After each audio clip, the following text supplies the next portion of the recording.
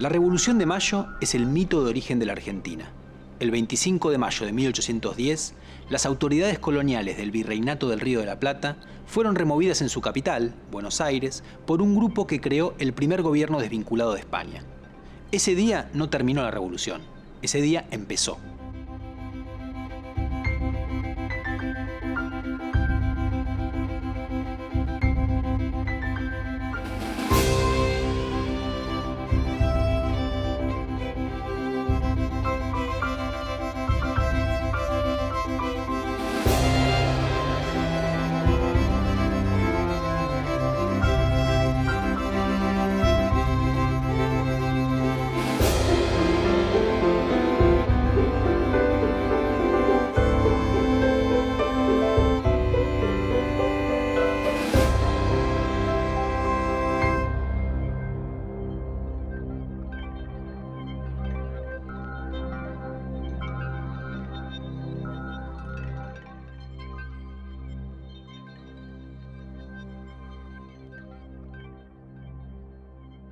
¿Por qué fue una revolución?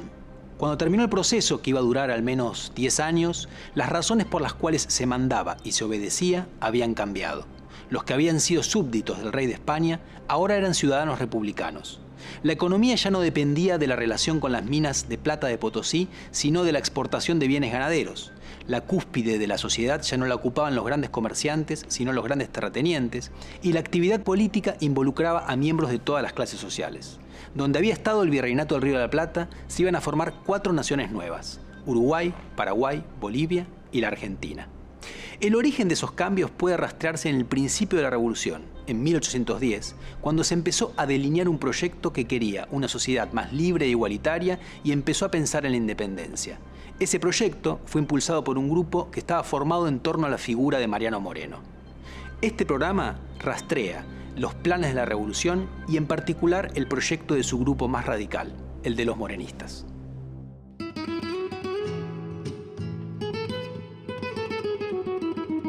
El desencadenante de la revolución se dio en España, que era el centro del imperio, del cual lo que ahora es Argentina era parte. En 1808, una invasión del emperador francés Napoleón Bonaparte obligó al rey español Fernando VII a dejar el trono y lo mantuvo prisionero. En su lugar, Napoleón colocó a su propio hermano, José Bonaparte. Pero los súbditos españoles consideraron que esa designación era ilegítima. De acuerdo al pensamiento político de la época, argumentaron que Dios le daba la soberanía a los pueblos y luego estos se la daban al rey. Si dejaba de haber rey, la soberanía volvía a los pueblos, es decir, a las ciudades que integraban la monarquía. Así, ante lo ocurrido, distintas ciudades españolas formaron juntas para conservar la soberanía del rey cautivo. Los dominios españoles en América se mantuvieron leales a esa junta central. El inicio del movimiento de independencia parte del supuesto que el origen de la soberanía es el pueblo. Es decir, de Dios viene al pueblo, pero en la práctica las instituciones, las decisiones que hay que adoptar provienen de decisiones del pueblo. Pero el pueblo no existía en 1810. Existían pueblos. Existía el pueblo catamarqueño, el pueblo riojano, el pueblo porteño, el pueblo santafesino. Entonces la soberanía retrovertió, perdón, la palabra es difícil, volvió a los pueblos soberanos, cuyo órgano soberano era el cabildo.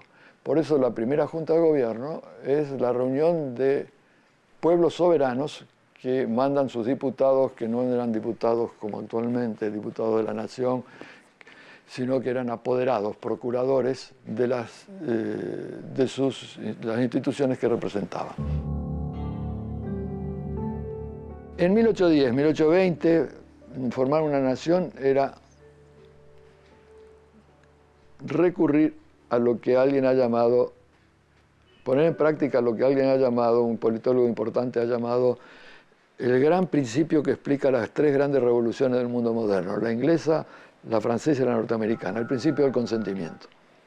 Nadie me puede obligar a mí a entrar a una asociación política sin mi consentimiento.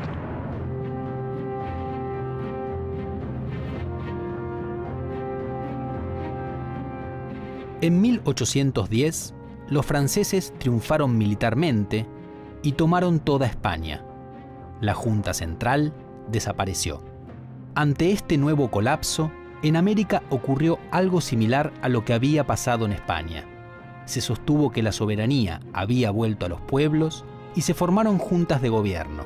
Sin ponerse de acuerdo previamente, eso hicieron Caracas, Santiago de Chile, Cartagena, Bogotá y algunas ciudades mexicanas. Fue también lo que ocurrió en Buenos Aires en mayo de 1810. Cuando llegaron a Buenos Aires las noticias de la caída de la Junta Central Española, un grupo empezó a exigir medidas al respecto. En pocos días, logró presionar para que se convocara un cabildo abierto en el cual se decidió por mayoría la destitución del virrey y la formación de una junta de gobierno. El virrey saliente intentó ponerse a la cabeza de la junta, pero el 25 de mayo, una movilización ante el cabildo, apoyada por el regimiento de patricios, un cuerpo miliciano formado por vecinos de la ciudad, lo obligó a renunciar e impuso una junta sin participación de las viejas autoridades. La revolución había triunfado.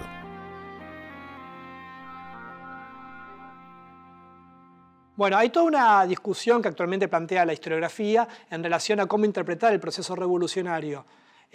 Tradicionalmente esto tiene que ver casualmente con la idea de nación. Cuando se impone una idea de nación como un sujeto de la historia y la nación argentina como un sujeto que recorre todo el pasado rioplatense, lo que se supone es que hacia 1810 había una nacionalidad oprimida y que lo que se hizo el 25 de mayo es procurar liberarse de la opresión colonial. Lo que actualmente plantea la historiografía, dicho en forma muy sintética, obviamente esto es un proceso muy complejo, es que en realidad lo que hacia 1810 existía no era una nacionalidad, sino que era un conjunto de pueblos organizados en el virreinato que formaban parte de la corona española.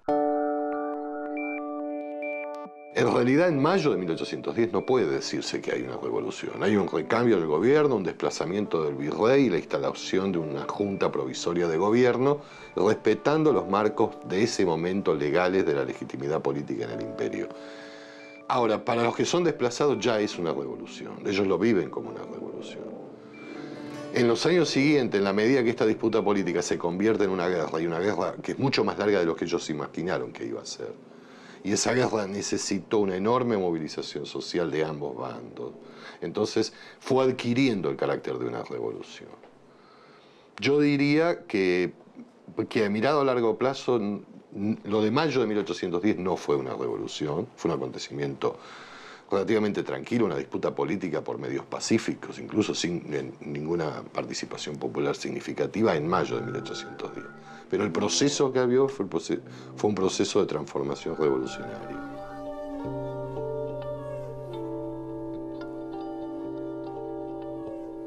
Ante la pregunta, la Revolución de Mayo fue efectivamente una revolución, pero no arrasa con las instituciones públicas, con la organización pública. Eso se va a ir despejando a partir de 1820 y tampoco instala, como ninguna revolución lo hizo en ese momento, ninguna, la igualdad civil. Tras el triunfo de la revolución, varios de los problemas que existían en el virreinato del Río de la Plata se hicieron explícitos y se politizaron. En primer lugar, en muchas ciudades los criollos tenían resentimiento hacia los nacidos en España, que en la última parte del siglo XVIII empezaron a ocupar casi todos los cargos administrativos. Había también conflictos sociales. A la alta explotación de los indígenas y los esclavos africanos se sumaba el hecho de que todos los que no eran de piel blanca estaban legalmente obligados a tener una posición social inferior. Otras tensiones eran de índole económica. Inglaterra, que vivía un gran crecimiento, presionaba para conseguir comercio libre, que estaba prohibido, con las colonias españolas. Esto era también deseado por algunos americanos. En Buenos Aires, por ejemplo, los hacendados lo querían. Algunos americanos sugerían que América podía independizarse, como habían hecho las colonias inglesas de América del Norte, pero eran muy pocos. Los revolucionarios rioplatenses iniciaron su acción como respuesta a lo ocurrido en España, removieron a las autoridades coloniales y nombraron unas propias. Los primeros enemigos de la revolución fueron entonces esas viejas autoridades, a quienes llamaban los mandones, y todos los que en el virreinato no aceptaron a la nueva junta. Al poco tiempo, el enemigo se fue redefiniendo. Como la mayoría de los nacidos en España estuvo en contra de la revolución y los criollos estaban mayoritariamente a favor, el conflicto pasó de ser un levantamiento contra las autoridades coloniales a convertirse en una lucha entre americanos y españoles. El primer proyecto de los revolucionarios fue el autogobierno, en principio dentro de la monarquía y hasta que retornara el rey prisionero. Esa posición inicial iría dando paso rápidamente a un proyecto más ambicioso, de cambio político y social, que estuvo inicialmente ligado a la figura descollante de la Junta, el secretario Mariano Moreno. Quiero más una libertad peligrosa que una servidumbre tranquila.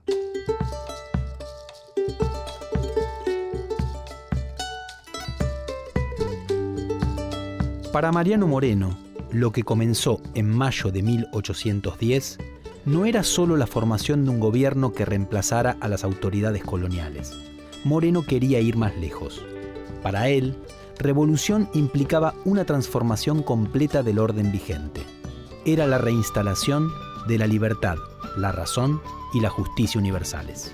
Moreno creó el periódico La Gaceta, órgano de difusión de la revolución, y allí sostuvo que pese al amor que los americanos tenían por su monarca preso, había que pensar que en realidad el rey de España no era legítimamente rey, porque los americanos no acordaron con él que fuera su soberano, sino que se impuso por conquista. En esa crítica del dominio colonial estaba el germen de la idea de independencia. También empezó a impugnar a la monarquía como sistema, abriendo las puertas para la república, es decir, para un sistema en el cual el pueblo gobernara a través de sus representantes, lo cual en la época era una gran transformación. De todos modos, los pasos de Moreno no seguían un plan preestablecido.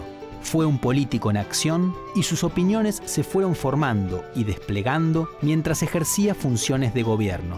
Bernardo de Monteagudo, que más tarde iba a continuar la obra de Moreno, afirmó que la revolución parecía más la obra de las circunstancias que la de un plan premeditado de ideas. Es decir, hubo hombres que se transformaron en revolucionarios en el proceso mismo de hacer la revolución. Todos los que derribaron a las autoridades coloniales en 1810 compartían una actitud revolucionaria. Lo que distinguió a Moreno y sus seguidores fue la confianza en la voluntad como clave de la política. Si cada hombre no conoce lo que vale, lo que puede y lo que se le debe, nuevas ilusiones sucederán a las antiguas, y después de vacilar algún tiempo entre mil incertidumbres, será tal vez nuestra suerte mudar de tiranos, sin destruir la tiranía.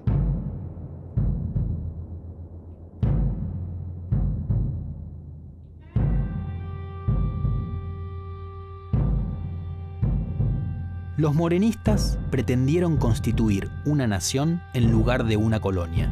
No sabían bien cuál iba a ser esa nación, pero sí que se afirmaba sobre el principio de la soberanía popular. De hecho, la revolución se hizo en nombre del pueblo. Ese pueblo iba a gozar de los beneficios de la igualdad, que se extendía a actores muy relegados. Pero al mismo tiempo, ese proyecto era custodiado por una minoría que se creía capaz de guiar los pasos de una revolución que prometía libertad política, igualdad y luces para el pueblo.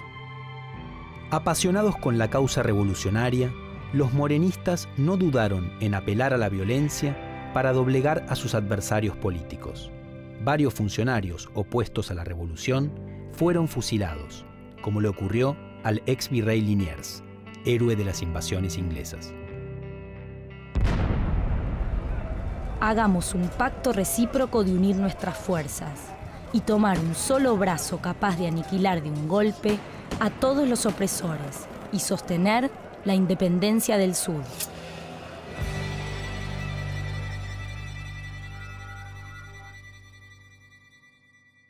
Moreno y Saavedra se van a enfrentar por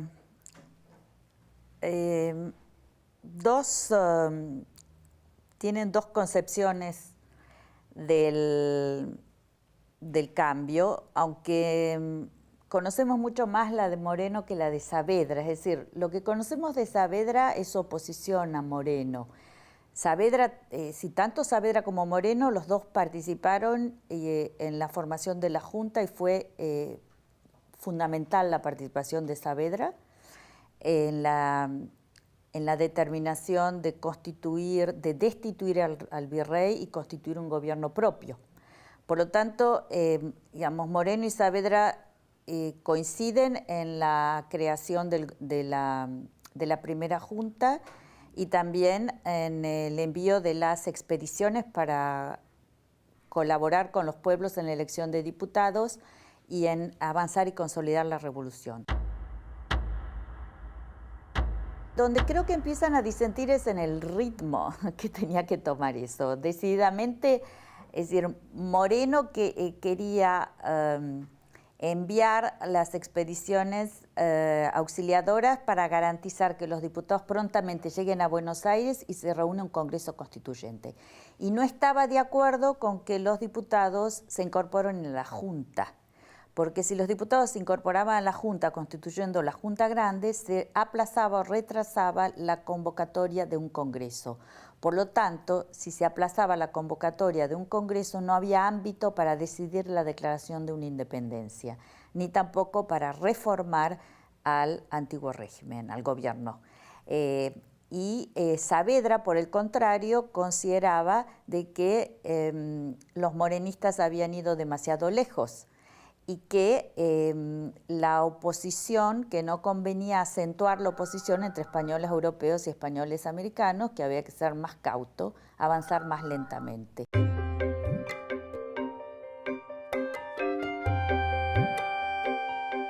Hacia fines de 1810, era claro que había dos visiones diferentes de la revolución. Mientras que los que estaban con el presidente de la Junta, Cornelio Saavedra, no querían en lo inmediato más cambios que el autogobierno que ya habían conseguido en mayo, para los seguidores de Moreno la revolución recién había empezado. Había que expandir la transformación. Saavedra obtuvo el apoyo de los diputados del interior, que a fines de 1810 llegaron a Buenos Aires para incorporarse a la Junta. Moreno se oponía a esa ampliación y proponía la convocatoria a un Congreso Constituyente. Derrotado en esa intención, abandonó el gobierno en diciembre de ese año y murió poco después. Otras figuras como Juan José Castelli, Hipólito Vieites, Juan Larrea y Monteagudo continuaron sus ideas. Muchas de ellas se plasmaron en la obra de la Asamblea del año 13, como la libertad de vientres, que emancipaba a los hijos de los esclavos, o la abolición de los títulos de nobleza, de la tortura y de la Inquisición. Otras se impondrían más tarde, como la independencia y el sistema republicano de gobierno. Hasta 1815, los distintos gobiernos revolucionarios mantuvieron varias premisas del proyecto morenista: la convicción de ganar la guerra contra los enemigos de la revolución, la certeza de que había que gobernar centralizadamente desde Buenos Aires, el republicanismo y el apasionamiento por la libertad. El Congreso de Tucumán, que terminó declarando la independencia de un nuevo país en 1816, fue, sin embargo, más conservador políticamente. Tras su histórica decisión, sostuvo que ella marcaba el fin de la revolución y el principio del orden. El proyecto morenista, aunque tuvo un importante legado, dejó entonces de existir. No hay revolución sin revolucionarios. Los revolucionarios de todo el mundo somos hermanos. Moreno y sus seguidores quisieron que la Revolución de Mayo fuera una transformación profunda, algo que no estaba claro en el momento de la instalación de la primera Junta. Desafiaron el orden vigente proponiendo la instalación de la libertad y la igualdad, impugnaron la dominación española y criticaron a la monarquía, abriendo las puertas para la instalación de una república. Querían beneficios para el pueblo, pero pensaban que el gobierno tenía que estar concentrado en una minoría, ellos mismos.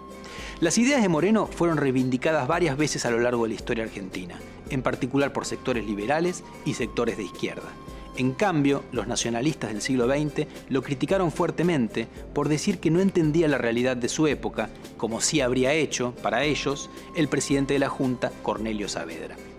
Una idea morenista que siguió siendo muy fuerte es la de vanguardia, por la cual una revolución necesitaría de un grupo de hombres decididos y confiados en que ellos portan las claves de la historia que viene. Esta idea sería muy fuerte, por ejemplo, entre los revolucionarios argentinos de la década del 70. Si hoy pensamos en el legado morenista, lo primero que nos viene a la mente es la idea de independencia y de república. La de igualdad, por el contrario, fue la más fallida y de hecho sigue siendo una de las más grandes asignaturas del país que la revolución contribuyó a crear.